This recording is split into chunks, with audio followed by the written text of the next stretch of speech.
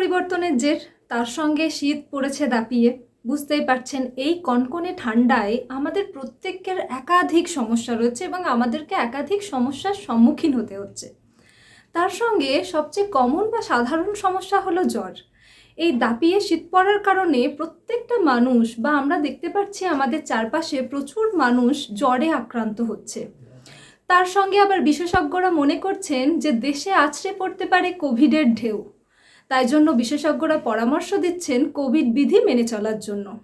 এই পরিস্থিতিতে দাঁড়িয়ে যখন আমরা সকলে আতঙ্কে রয়েছি, আবার কি সেই লকডাউন, আবার সেই গৃহবন্দী দশা, আবার সেই অসুস্থতা, সেই সময় যদি চারপাশের মানুষ এইভাবে জ্বরে আক্রান্ত হয়ে পড়ে, তাহলে সেটা আমাদের কাছে প্রবল চাপের সৃষ্টি করবে, সেটা বলেই মনে করা হচ্ছে। কিন্তু বিষয় হচ্ছে, দেখুন, এটা শীতের মরশুম, সকলে জ্বরে আক্রান্ত হচ্ছে। এবার মানুষের পক্ষে, আমাদের সাধারণ মানুষের পক্ষে বোঝা খুব মুশকিল যে আমরা সাধারণ জ্বরে আক্রান্ত হলাম নাকি মরশুমি জ্বরে। মরশুমি জ্বর মানে হচ্ছে সিজনাল ফ্লু, যেটাকে বলা হয়ে থাকে ইনফ্লুয়েঞ্জা। অ্যাকচুয়ালি এই সিজনাল ফ্লু বা ইনফ্লুয়েঞ্জাতে আক্রান্ত হতে হতে কখনো কখনো এই ইনফ্লুয়েঞ্জা মহামারীর আকার ধারণ করে, তার প্রভাবে চারপাশে মহামারী অবধি দেখা যায়। সেই কারণে খুব ভালোভাবে বুঝে নেওয়া উচিত যে আমার কোন জ্বরটা হয়েছে বা আপনার কি জ্বর হয়েছে, সাধারণ জ্বর নাকি ইনফ্লুয়েঞ্জা। যেহেতু জ্বর দুটোই, সেই কারণে সিমটমস মোটামুটি একই, কিন্তু তবে পার্থক্যটা রয়েছে জ্বরটা কিভাবে বাড়ছে। ইনফ্লুয়েঞ্জা খুব তাড়াতাড়ি বেড়ে যায়, যেটা সাধারণ জ্বরের ক্ষেত্রে হয় না। এই ইনফ্লুয়েঞ্জা ভাইরাস বিভিন্ন টাইপের হয়, influenza type A, B, C এবং D। এবং এই H1N1 ভাইরাসে আক্রান্ত হলে তা 2 থেকে 8 দিন পরেই এই ইনফ্লুয়েঞ্জা ভাইরাসের উপসর্গ দেখা যায়। প্রথমত ধরুন হঠাৎ করে জ্বর চলে এলো, তার টেম্পারেচার 100 ডিগ্রি সেন্টিগ্রেড বা তার বেশি হয়ে গেল, গায়ে হাতে পায়ে প্রচণ্ড ব্যথা, নাক দিয়ে জল পড়ছে, নাক বন্ধ হয়ে গেছে, দেখতে পাচ্ছেন আপনার সর্দি করেছে, মাথা ব্যথা, বমি বমি ভাব, বমি হচ্ছে, গলায় মুখে ঘা হয়েছে এবং শুকনো কাশি হচ্ছে। এই সমস্যাগুলো আপনি বলবেন এগুলো তো সাধারণ জ্বরেও হয়। সেই কারণেই তো বলছি, সাধারণ জ্বরের যে উপসর্গ ঠিক সেই রকমই ইনফ্লুয়েঞ্জার যে জ্বর, দুটোর উপসর্গ একই। কিন্তু মেজর যে ডিফারেন্সটা সেটা হচ্ছে ইনফ্লুয়েঞ্জা আপনি বোঝার আগেই এত তাড়াতাড়ি বাড়বে, সেখান থেকে যদি সঠিক চিকিৎসা সঠিকভাবে নিয়ন্ত্রণ না করেন সেখান থেকে মৃত্যু পর্যন্ত হতে পারে। এই জন্য ইনফ্লুয়েঞ্জাটা এত বেশি একটা সিরিয়াস প্রবলেম। কমন ফ্লু থেকে মানুষের মৃত্যু হওয়ার সম্ভাবনা থাকে না, কিন্তু ইনফ্লুয়েঞ্জায় আক্রান্ত হলে সেখান থেকে মৃত্যু পর্যন্ত হতে পারে যদি সঠিক সময়ে সঠিক চিকিৎসা না নেওয়া হয়। এবার এ তো গেল জ্বরের লক্ষণ। এবার আমাদেরকে বুঝতে হবে এই জ্বরে আক্রান্ত কারা হবে এবং কিভাবে এই ভাইরাস এক দেহ থেকে আর এক দেহে ছড়ায়। প্রথমেই বলি, এই ইনফ্লুয়েঞ্জা ভাইরাস কিন্তু একজন অসুস্থ মানুষের কাছ থেকে ছড়ায়। কোনো অসুস্থ ব্যক্তি যদি আর কি ইনফ্লুয়েঞ্জা ভাইরাসে সংক্রমিত হয়, তার দেহ থেকে হাঁচি, কাশি, কথা বলা এই সমস্তর মাধ্যমে কি হচ্ছে অন্যের শরীরে পৌঁছবে। তার সঙ্গে তার ব্যবহৃত জিনিসপত্র, অর্থাৎ সে যে গ্লাসে জল খেলো, যে প্লেটে খেলো, সেই প্লেট সেই গ্লাস যদি ইউজ করা হয়, সেখান থেকে ইনফ্লুয়েঞ্জা ভাইরাসে আপনি আক্রান্ত হতে পারেন। এবং তার যে সমস্ত ব্যবহার্য জিনিস, সেই ব্যবহার্য জিনিসে হাত দিয়ে, মুখে চোখে হাত দিলে বা সেই ব্যবহার্য জিনিস ব্যবহার করলে কিন্তু আপনিও এই ভাইরাসে আক্রান্ত হবেন। কাদের ঝুঁকি বেশি, কারা বেশি আক্রান্ত হবে এই ভাইরাসে? প্রথমেই বলি গর্ভবতী মায়েরা, প্রেগনেন্ট মহিলারা, যে সমস্ত বাচ্চাদের 5 বছরের কম বয়স্করা এবং যারা বিভিন্ন ধরনের শারীরিক সমস্যায় ভুগছে, ধরুন ডায়াবেটিস আছে, হার্টের সমস্যা, ফুসফুসের সমস্যা, কিডনির সমস্যা রয়েছে, লিভারের সমস্যা রয়েছে, এবং যাদের অনাক্রম্যতা শক্তি খুবই কম, যারা খুব দুর্বল শরীরের, তারা খুব সহজেই এই ভাইরাসে আক্রান্ত হবে। এবার দেখুন, আপনারা হয়তো ভাববেন যেহেতু ভাইরাসে আক্রান্ত হয়ে জ্বর আসছে, তো একবার আপনি ভাইরাসে আক্রান্ত হলেন, তো দ্বিতীয়বার হয়তো আপনার বডি অ্যান্টিবডি তৈরি করলো, সেকেন্ডবার আপনার আক্রান্ত হওয়ার কোনো সম্ভাবনা থাকবে না। কিন্তু বলে রাখি, ইনফ্লুয়েঞ্জা ভাইরাস যেটা, সে কিন্তু জেনেটিক্যালি নিজেকে পরিবর্তন করতে পারে। তাই ধরুন গত বছর আপনি ইনফ্লুয়েঞ্জা ভাইরাসে আক্রান্ত হয়েছেন, ওষুধ খেয়েছেন, সেরে গেছেন, আপনি ভাবছেন এই বছর আর আপনার ইনফ্লুয়েঞ্জা হবে না, কিন্তু সেই ধারণা কিন্তু সম্পূর্ণ ভুল।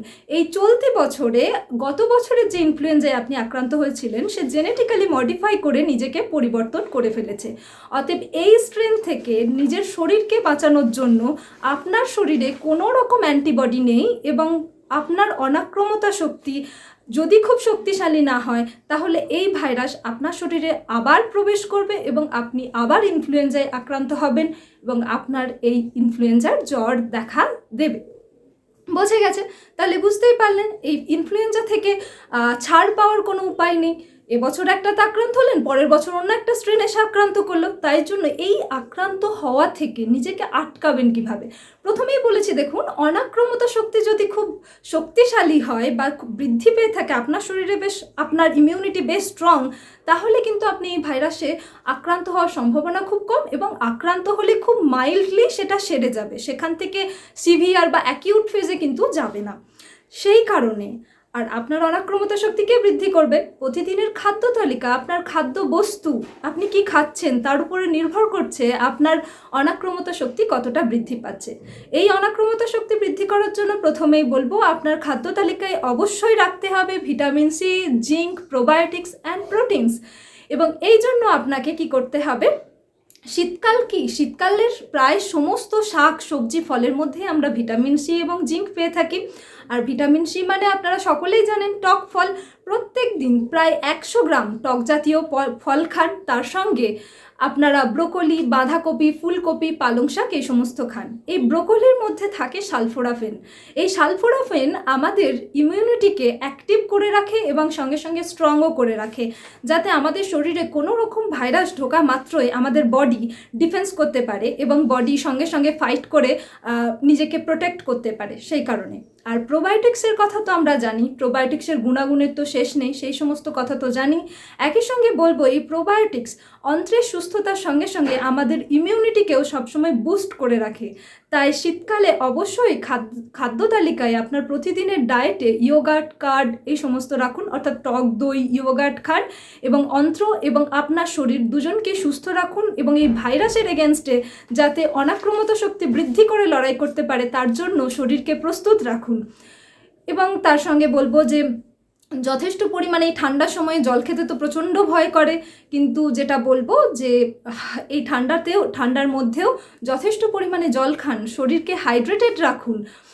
এবং বাইরে যখন বেরোচ্ছেন, রোজ দিন বাইরে বেরোতে হচ্ছে আর প্রচণ্ড ঠান্ডা পড়েছে, তো নাক মুখ স্কার্ফ দিয়ে ভালো করে ঢেকে রাখুন।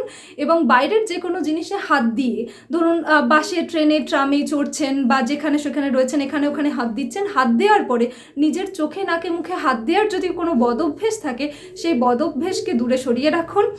এবং তার সঙ্গে বলবো, যারা ইনফ্লুয়েঞ্জায় আক্রান্ত হয়েছেন, এই ফ্লু হয়েছে যাদের, তারা যথেষ্ট পরিমাণে বিশ্রাম নিন, ভালো থাকুন এবং সুস্থ থাকুন। আর যদি দেখেন ইনফ্লুয়েঞ্জায় আক্রান্ত হয়েছেন এবং বাড়িতে আপনার সিমটমস কমছে না, সাধারণ জ্বরের ওষুধ খেয়ে কমছে না, তাহলে অবশ্যই ডাক্তারের পরামর্শ নিন, চিকিৎসা করুন এবং তাড়াতাড়ি সুস্থ হয়ে উঠুন।